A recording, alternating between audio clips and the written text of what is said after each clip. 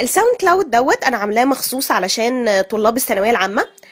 انا مش عارفه ايه اللي جاب لي فكره ان ممكن يكونوا طلاب الثانويه العامه بيسمعوني اصلا، يعني ما علينا تفاصيل زي ده. بس المهم، عزيزي طالب الثانويه العامه، لو انت بتسمعني اصلا، انا عارفه انك مفحوط مذاكره، وعارفه انك منفوخ دروس، لا مؤاخذه يعني، ومش فاهم حاجه، وهتموت عشان الواد احمد حسام مذاكر المنهج كله وهينجح، وكمان بيخرج يتفسح، وللاسف ما بيحصلوش اي حاجه مع كل القر بتاعك دوت.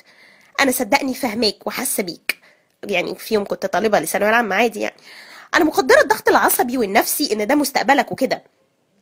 في ناس مطنشه طبعا، احب احييهم وابعت لهم سلام واقول لهم لقد اخترتم الحياه هنيئا لكم.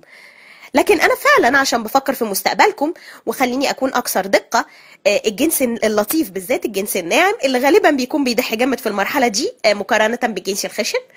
عزيزتي، انتي قدام منعطف تاريخي، انتي قدام اكبر واخطر قرار هتاخديه في حياتك. هتخشي كليه ايه؟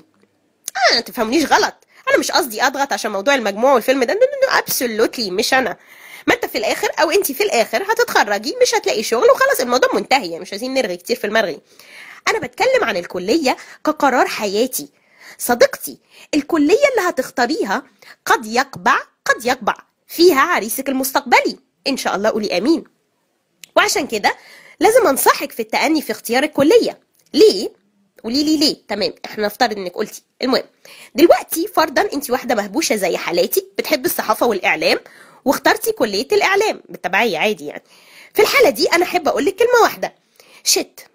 لا بجد شت مش هزار، عشان كليه الاعلام هي كليه البنات التانية بعد تدبير منزلي، وده معناه انك ببساطه مش هتلاقي اي ولاد هناك، خلاص ميح فيش، ولو لقيتيهم بيكونوا 4 مع بعض خايفين غالبا من حشود البنات اللي عايزه تقتنصهم بشراسه ووحشيه، بالظبط لو كانوا بنت عند سينما مترو في اول يوم العيد. متخيل الموقف؟ احي يا لهوي. انا دفعتي مثلا كان فيها 5، 3 ولاد و2 undecided، ظروف. المهم، وعشان كده تريسي، هذه فرصتك. انا فاهمه طموحك العملي طبعا وكل حاجه، بس انا بكلمك عن حلم اكبر، بكلمك عن فستان الزفاف، عن قاعه الاوركيد وانتي والعريس طالعين من الكيكه.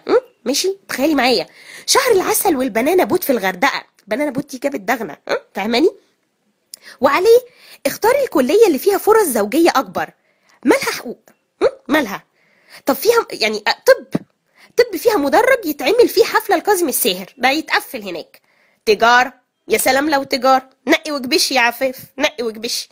افهمي فرصك يا ماما، احنا نفكر مع بعض شويه.